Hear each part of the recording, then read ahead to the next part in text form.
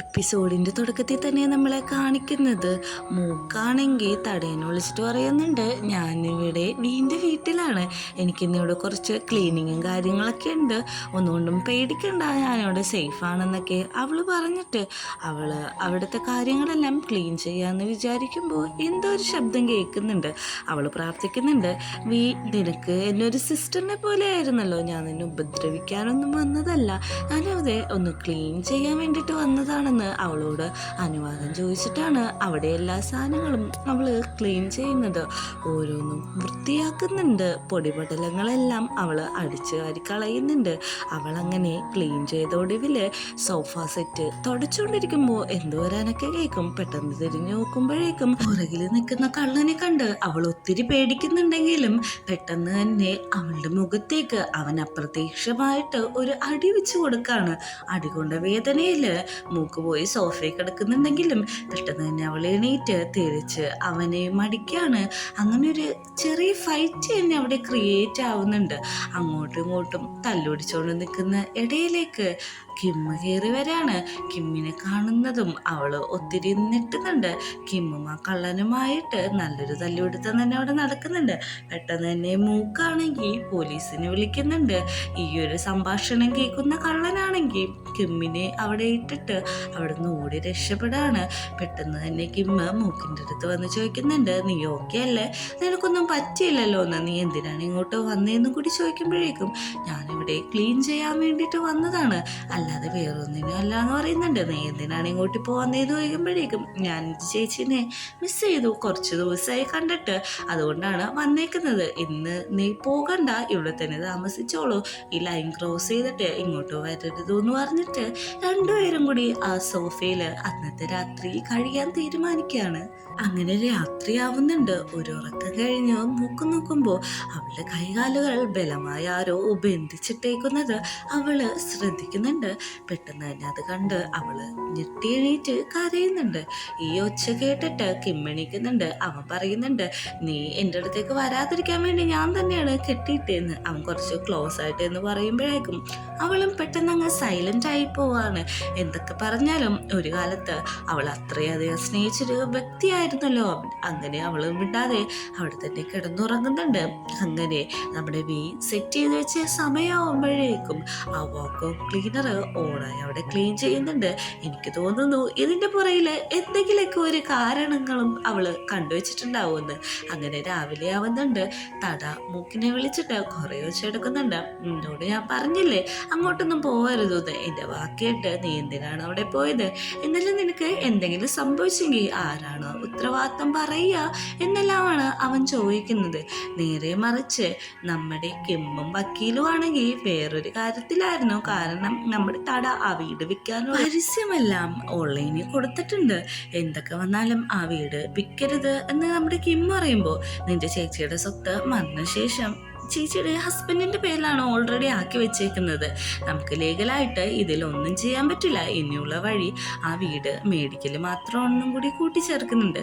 അങ്ങനെ നമ്മുടെ മൂക്ക് തടയനോട് പറയുന്നുണ്ട്, എന്തിനാണ് ആ വീട് വിൽക്കുന്നത്, വീടിൻ്റെ ഭയങ്കര വലിയ ആഗ്രഹമായിരുന്നല്ലോ അവിടെ താമസിക്കണമെന്ന്, നീ ഒന്നും കൂടി ആലോചിക്കുമെന്ന് പറയുമ്പോൾ തന്നെ അങ്ങോട്ടേക്ക് പാക്ക് കയറി വരാണ്. പാക്ക് കയറി വന്നിട്ട് ഭയങ്കര മാനിപ്പുലേറ്റ് ആയിട്ട് സംസാരിക്കുന്നുണ്ട്. അവളുടെ സംസാരം കേട്ട് നിൽക്കാൻ പറ്റാതെ നമ്മുടെ മൂക്കാണെങ്കിൽ, ഞാൻ പോകാണ്, ഞാൻ പറഞ്ഞ കാര്യം നീ ഒന്നും കൂടി ആലോചിച്ച് നോക്കിയിട്ട് മാത്രം അത് വിറ്റാൽ മതി എന്നും പറയുന്നുണ്ട്. അങ്ങനെ അവൾ തിരിച്ചിറങ്ങുമ്പോൾ അവളുടെ കയ്യിൽ നിന്ന് ബാഗ് താഴെ വീഴും. എടുക്കാനായിട്ട് കുഴിയുമ്പോഴേക്കും അങ്ങോട്ടൊരു ചെക്കൻ വരും. ഇവൻ്റെ പേരാണ് പൊറാട്ട്. അവൻ വന്നിട്ട് അതെടുത്ത് കൊടുത്ത് അവളായിട്ട് ഭയങ്കര ക്ലോസ് ആയിട്ട് നിൽക്കുന്ന കണ്ടുകൊണ്ടാണ് കിം അങ്ങോട്ട് വരുന്നത്.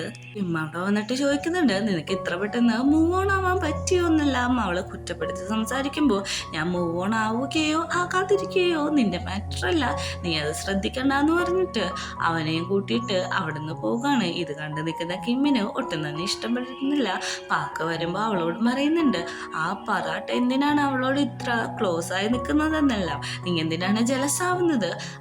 അവളുടെ വഴിക്കിനി പോട്ടെ, അവളെ പറ്റി നോക്കണ്ട ആവശ്യമില്ലെന്ന് പറഞ്ഞാലും അവന് അതൊന്നും സഹിക്കാൻ പറ്റുന്നതിലും അധികമായിരുന്നു. അങ്ങനെ പൊറാട്ടിൻ്റെ ഒപ്പം മൂക്ക് നടക്കുന്നുണ്ട്. മൂക്ക് അവനോട് താങ്ക്സ് പറയുന്നുണ്ട് അവനെ ഹെൽപ്പ് ചെയ്തതിന്. പിന്നെ കാണാമെന്ന് പറഞ്ഞിട്ട് അവൾ അവിടെ നിന്ന് പോകാണ്. അങ്ങനെ തടക്കാണെങ്കിൽ ഒരു കോള് വരുന്നുണ്ട്. നീ ഇങ്ങോട്ട് എന്തിനാണ് ഇപ്പോൾ വന്നേക്കുന്നത്? ഇങ്ങോട്ട് വരണ്ടെന്നല്ലേ ഞാൻ പറഞ്ഞെന്ന് പറയുന്നുണ്ട്. നോക്കുമ്പോൾ മോഡൽ പെൺകുട്ടി അവളെ കാണാൻ വേണ്ടിയിട്ട് അങ്ങോട്ട് വന്നേക്കാണ്. അവളാണെങ്കിൽ അവിടെ നടക്കുമ്പോഴേക്കും ആരോ അവളെ പിടിച്ച് വലിക്കുന്നതായിട്ട് നമ്മളെ കാണിക്കുന്നുണ്ട്. വേറെ ആരും ആയിരിക്കില്ല, തട തന്നെയായിരിക്കും. അവൻ ചോദിക്കുന്നുണ്ട്, നീ എന്തിനാണ് ഇങ്ങോട്ട് വന്നത്? ഞാൻ പറഞ്ഞതല്ലേ ഇങ്ങോട്ടൊന്നും വരരുതെന്ന്. എനിക്ക് ക്യാഷ് വേണം, അതിനു വേണ്ടിയിട്ടാണ് ഞാൻ ഇങ്ങോട്ട് വന്നത്. നീ എനിക്ക് തരാമെന്ന് പറഞ്ഞ പൈസ ഒന്നും തന്നില്ലല്ലോ എന്ന് പറയുന്നുണ്ട്. പെട്ടെന്ന് തന്നെ അവൻ അവളെ ഷൂട്ട് ചെയ്യുന്നത് പോലെയും അവളെ കൊല്ലുന്ന പോലെയും നമ്മളെ കാണിക്കുന്നുണ്ട്. അവള് മരിച്ച് താഴത്തേക്ക് തന്നെയാണ് വീഴുന്നത്. അവിടെ ഫുള്ളും ബ്ലഡും കാര്യങ്ങളൊക്കെ ആയിട്ട് അവളവിടെ മരിച്ചു കിടക്കുന്നുണ്ടെന്ന് കാണിക്കുന്നുണ്ട്. ഇതെല്ലാം തട ഓർക്കുന്നതാണ്. പെട്ടെന്ന് അവൾ ചോദിക്കുന്നുണ്ട്, എന്താണ് എന്നെയും വെടിവെച്ച് കൊല്ലാനാണോ വല്ല പ്ലാൻ? ഞാൻ പറഞ്ഞ പൈസ എനിക്ക് അയച്ചു തരാനായിട്ട്. അവൻ പെട്ടെന്ന് തന്നെ ആ പൈസ എല്ലാം അവൾക്ക് ഇട്ട് കൊടുക്കുന്നുണ്ട്. പൈസ കിട്ടിയ ഉടനെ അവളും ഹാപ്പി ആയിട്ട് എന്നാൽ ശരി ഞാൻ പോവുകയാണെന്ന് പറഞ്ഞിട്ട് പോകുകയാണ്. ഇതെല്ലാം ഒരു പെണ്ണ് വീഡിയോ എടുക്കുന്നുണ്ടാവും. ആ പെണ്ണ് പാക്കിൻ്റെ അടുത്ത് അത് കാണിക്കുന്നുണ്ട്. പാക്കാണെങ്കിൽ അവളോട് പറയുന്നുണ്ട്, നാളെ തൊട്ട് തടയുടെ അസിസ്റ്റന്റ് ആയിട്ട് ജോലിക്ക് കയറിക്കോളും. നീ എല്ലാ കാര്യവും ഇതേപോലെ എന്നോട് പറഞ്ഞു തന്നെ ഒന്നും കൂടി കൂട്ടിച്ചേർക്കുന്നുണ്ട്. അവളാണെങ്കിൽ അതിന് സമ്മതിക്കുന്നുണ്ട്. പാക്കെടുത്തത് എന്തുദ്ദേശത്തിലാണെന്ന് ആർക്കും വ്യക്തമായിട്ടുള്ള കാര്യമല്ലല്ലോ. അങ്ങനെ ഈവനിങ് നമ്മുടെ വക്കീലാണെങ്കിൽ പാർട്ടി അറ്റൻഡ് ചെയ്തുകൊണ്ടേക്കാണ്. നമ്മുടെ പെൺപിള്ളേരൊക്കെ അങ്ങ് ഫുള്ളും അങ്ങോട്ടേക്ക് വന്നിട്ടുണ്ട്. അവരിരുന്ന് പറയാണ്, അതിലെ ബ്ലോഗർ പറയാണ്, ഇങ്ങനെ ഞാൻ ആ വക്കീലിനെ കണ്ടു, വല്ല ഹാൻസോ ഒന്നുമല്ല. ഹാൻസോ അല്ലെങ്കിലും ഒരു കാര്യമുണ്ട്, നിങ്ങൾക്കറിയോ അയാളുടെ പ്രൈവറ്റ് പാർട്ട് ഭയങ്കര ചെറുതാണെന്ന് പറയുന്നുണ്ട്. ഇതുകൂടി കേൾക്കുന്ന വക്കീലിന് ദേഷ്യം വരുന്നുണ്ട്. എന്നെ കാണാൻ കൊള്ളില്ലെന്നും എല്ലാം പറഞ്ഞു. എൻ്റെ സൈസ് ചെറുതാന്ന് മാത്രം നീ പറയരുത്, നിനക്ക് കാണണമെങ്കിൽ ഞാൻ കാണിച്ചു തരാമെന്ന് പറയുന്നുണ്ട്. പൊറോട്ടും അവിടെ നിന്ന് ഡ്രിങ്ക്സ് കുടിക്കുന്ന കണ്ടിട്ട് നമ്മുടെ മൂക്കാണെങ്കിൽ അങ്ങോട്ട് ചെല്ലുന്നുണ്ട്. നീ എന്താണ് ഇവിടെ ഒറ്റയ്ക്ക് ഇരിക്കുന്നതെന്ന് നോക്കുമ്പോൾ എനിക്കങ്ങനെ ഫ്രണ്ട്സ് ഒന്നും ഇല്ല എന്നാണ് പറയുന്നത്. അന്നൊരു കാര്യം ചെയ്യും, ഞങ്ങളുടെ ഒപ്പം കൂടിക്കോ, ഒരു കുഴപ്പമില്ല എന്ന് പറയുന്നുണ്ട്. അങ്ങനെ അവനും അവരൊപ്പം കൂടുന്നുണ്ട്. അങ്ങനെ നമ്മുടെ വക്കീൽ നിൽക്കുന്ന സ്ഥലത്തേക്ക് പൊറോട്ടിനെ കൊണ്ട് മൂക്ക് വരുന്നുണ്ട്. നമ്മുടെ വക്കീലാണെങ്കിൽ ഇതെല്ലാം കണ്ടിട്ട് ഷോക്കാവുന്നുണ്ട്. ഇവൻ ശരിക്കും ലവറാണ്, ബോയ് ഫ്രണ്ട് ആണെന്നൊക്കെയാണല്ലോ വിചാരിച്ചു വെച്ചേക്കുന്നത് എല്ലാവരും. അങ്ങനെ മോഡലിംഗ് പെൺകുട്ടിയുടെ വീട്ടിൽ നമ്മുടെ തട ചെല്ലാണ്. അവിടെ ചെന്നിട്ട് അവളോട് പറയുന്നുണ്ട്, എനിക്ക് വേണ്ടി നീ വർക്ക് ചെയ്യണം, ഒരു ഹെൽപ്പ് ചെയ്യണമെന്ന്. ഞാൻ നിനക്ക് വേണ്ടി എന്ത് വർക്കാണ് ചെയ്യേണ്ടത് നീ പറഞ്ഞാൽ മതി എന്നും അവള് സപ്പോർട്ട് ചെയ്യുന്നുണ്ട്. എനിക്ക് എന്തൊക്കെ വന്നാലും ക്യാഷ് കിട്ടിയാൽ മതി, വേറെ എനിക്കൊരു കുഴപ്പമില്ല, എന്ത് വർക്ക് വേണമെങ്കിലും ഞാൻ ചെയ്തു തരാമെന്നും കൂട്ടിച്ചേർക്കുകയാണ്. തടയാണെങ്കിൽ അവളെ കൊണ്ടുപോകുന്നത് ഒരു ഗെയിമിംഗ് പ്ലാറ്റ്ഫോമിലാണ്. ഈ മണി ചെയിനൊക്കെ പോലെ ഗെയിം കളിച്ച് അതിൽ അംഗങ്ങളെ കൂട്ടിയിട്ട് അതൊരു വലിയ ശൃംഖലയാക്കണം. അതാണ് അവളുടെ ടാസ്ക്. അത് അവൾക്ക് പറഞ്ഞു കൊടുക്കുന്നുണ്ട്. ടി വിയിൽ അടുത്ത വാർത്ത വരുന്നത് നമ്മളെ കാണിക്കുന്നത് ഇങ്ങനെ ഗെയിമിങ്ങിലൂടെയൊക്കെ എന്തോ ഉണ്ട് വീട് മരണത്തിന് പിന്നിലെന്നുള്ള ന്യൂസാണ് വെച്ചിരിക്കുന്നത്. ഇതെല്ലാം നമ്മുടെ മൂക്ക് കേട്ടോണ്ടിരിക്കാണ്. അവളങ്ങനെ വീട്ടിൽ ഒറ്റയ്ക്കിരിക്കുമ്പോഴേക്കും പുറത്തൊരു ഒച്ച കേൾക്കുന്നത് അവൾ ശ്രദ്ധിക്കുന്നുണ്ട്. എന്താണ് കേട്ടതെന്ന് കൃത്യമായിട്ട് അറിയാൻ വേണ്ടി അവള് വീടിന്റെ പുറത്തേക്ക് ഇറങ്ങാണ്. പുറത്തിറങ്ങുമ്പോഴും അവള് ഒന്നും കാണുന്നില്ല. പക്ഷെ ഒരു പൂച്ചക്കുഞ്ഞിന്റെ ഒച്ച കേട്ട് അവള് ചെല്ലുമ്പോൾ ഒരു ക്യൂട്ടായിട്ടുള്ള ഒരു പൂച്ച അവള് വീടിന്റെ സൈഡിൽ ഇരിക്കുകയാണ്. അതിനോട് ഫുഡ് കഴിച്ചോ, നിന്നെ ആരാണ് ഇവിടെ കൊണ്ടുവന്നാക്കിയതെന്നൊക്കെ ചോദിക്കുന്നുണ്ട്. അവളെ ആ പൂച്ചനെ കളിപ്പിച്ചുകൊണ്ടിരിക്കുമ്പോഴും ഒരൊച്ച കേൾക്കുന്നുണ്ട്. അവള് ചുറ്റുപാടും നോക്കുന്നുണ്ട്, എന്താണ് അനക്കമെന്ന്. പെട്ടെന്ന് അവള് പൊക്കത്തേക്ക് നോക്കുന്നതും പേടിച്ച് കരയാണ്. ഈ ഒരു സീൻ കാണിച്ചിട്ടാണ് എപ്പിസോഡ് അവസാനിക്കുന്നത്.